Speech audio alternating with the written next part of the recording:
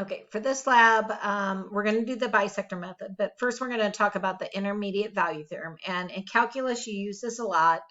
It tells you a lot, even though it's pretty simple to understand. A continuous function, as far as pre-calc is concerned, is you draw a nice loopy function and you never pick up your pen. Okay, if you pick up your pen and have a hole or something, we're not continuous. So we're saying you have to draw your function and not pick up your pen. All right. So all this is saying is if you sub in an A value and your output's negative, and you sub in some B value and your output's positive, that then it has to cross the x-axis somewhere. There has to be a zero, a root, a solution, an answer in between.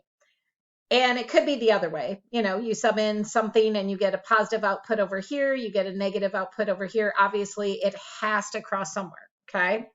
Now, this, if you have a positive output with a positive output, no, it does not have to cross the x-axis, okay? And if you have negative, negative, that doesn't tell you anything either.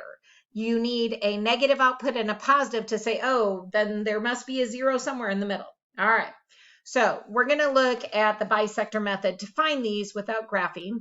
Here's our function. So the first question is, how do you know without graphing if there's a root, if there's a zero, if there's a solution in between there, okay? And maybe I can't factor to find factors or things like that. So what you're going to do is you're going to sub in your one. And again, anytime you're stuck in pre-calc, if someone gives you some input, sub it in and see what the output is. And then I'm going to do the same thing here. All right, so if you sub that in, type it in a calculator. And again, Desmos is nice on this because you can just keep editing it, which is great, okay? So I could do parentheses 1 raised to the 5th power, and then I have, what is it, minus 1. And again, you need parentheses with odd or negative numbers, not necessarily with positive, but it's just a good habit to get into. Minus 1. All right, so that outputs a negative 1. And then again, the nice thing about this is I can just edit and put a 2 in there. So right there, and I get 23. So notice what does that tell me? I have a negative output and a positive. There absolutely has to be a zero. The answer is yes, because the intermediate value theorem says, hey, if you have a negative output and a positive output, there has to be a zero in there. And if I graph these, at 1, I have an output at 1. At 2, my output's way up here at 23. So it's gonna, oh, did I do negative 1? That would help, not a positive 1. Nope, that would tell me nothing.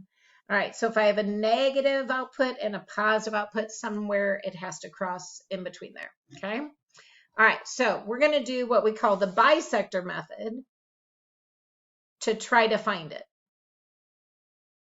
Okay, and basically the bisector method is we're just going to keep cutting things in half and half and half and half and half until we get close to where that zero is. Okay, all right, so let's do that. And what I'm going to do is I'm going to zoom in on that little part there, and I'm going to make it big so we can kind of see what's going on. All right, so here's our, XY axis. All right, and I'm going to put 1 here and 2 here, and we're going to zoom in on this guy. All right. So we said that at 1, we got what, a negative 1. So that was a negative output. And here we got a positive output. So there has to be a zero somewhere in between here. So a good idea is to bisect it, cut it in half, and let's test 1.5. All right. So again, on my calculator, the nice thing is with Desmos is I can just edit. Oh, there we go. All right. So I'm going to delete and put 1.5. Come over here, delete, put 1.5, and I'm just shoving it in or subbing it into my function. I get that output, 3.21. All right, so if 1.5 is my input, I get 3.2, basically about there. Okay, but the main thing is it's a positive outcome. All right, and so between positive, positive, nothing's happening there. So it is not crossing there. This is a no. So I think it's, well, I don't think, I know it's somewhere in here. So I'm going to average those, okay, or find the middle. So you can, if you don't know that it's 1.25 just because, you can average them. So add those 2 and divide by 2, and you'll get 1.25. Again, it's kind of handy because if you have the function typed in, you can just edit. And so that's my output. Now notice again, it is positive. right? So I have positive again. So this is positive, positive. So let's see, at 1.25, I'm up here again. So again, between a positive and positive, no, it is not going to cross there. It has to be between my negative and positive. So I'm going to average those, or again, if you know a fourth is 0.25, you might know that an eighth is what, 0.125. So this is 1.125. But again, if you don't know it, add 1 and 1.25 and divide by 2. All right, so we have f of 1.125. I'm going to just go ahead and sub it into the function. All right, so I'm just going to take my function that I had and, sub it in there. And for 1.125, I get a negative 0.62. Now notice this time it's negative, which is awesome. So now let's see, this one, 1.125 was negative. Now notice this is negative to negative. That's not crossing either. So I know I'm somewhere in here, right? Okay, so I'm somewhere between what? 1.125, that was a negative, and my f of, what was that, 1.25. I'm somewhere in there because that was my 1.125. What was that? My 0.099, which was my positive. So somewhere in that region is where my 0 is. All right.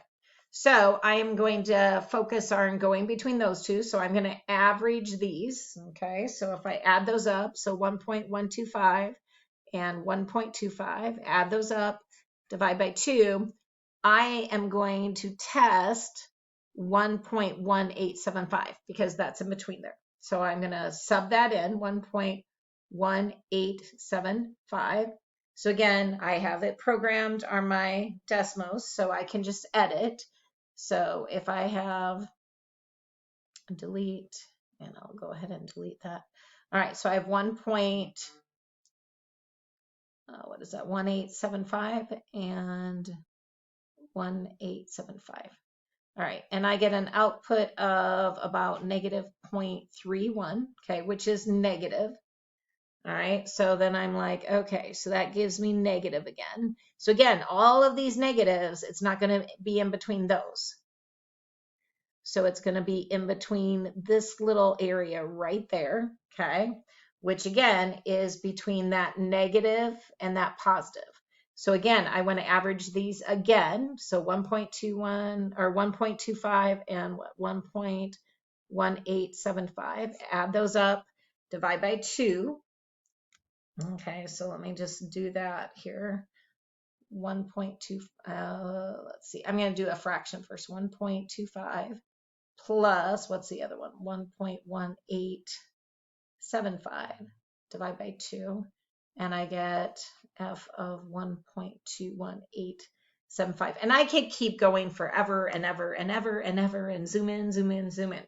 But I'm going to stop here. So I feel like that value is pretty close to the x-intercept, the 0, the root, the answer, the solution. All right. So let's graph it and just see by zooming in and bisecting over and over and over and going between a positive and a negative all the time where that leads me. Okay. So let me get out of that. I'm going to see. I think I have Desmos graphed here. Oh, I don't want that. All right, right here. So I went ahead and graphed the function. And of course, Desmos is nice because it's a computer. But if I click right there, notice it's 1.237 is, and again, that's rounded, but again, pretty darn close. And we ended up, let me get out of here. We ended up with 1.21875. So again, as a human, if I can just, zoom in, zoom in, zoom in, and try to find the best answer I can, that is approximately where it crosses. Okay. And so I want it to give an output of 0 eventually, or 0.0001 or something like that, but you don't want to bisect forever. Okay. So that's called the bisector method, and you use the intermediate value theorem. So hopefully that helps you in this lab.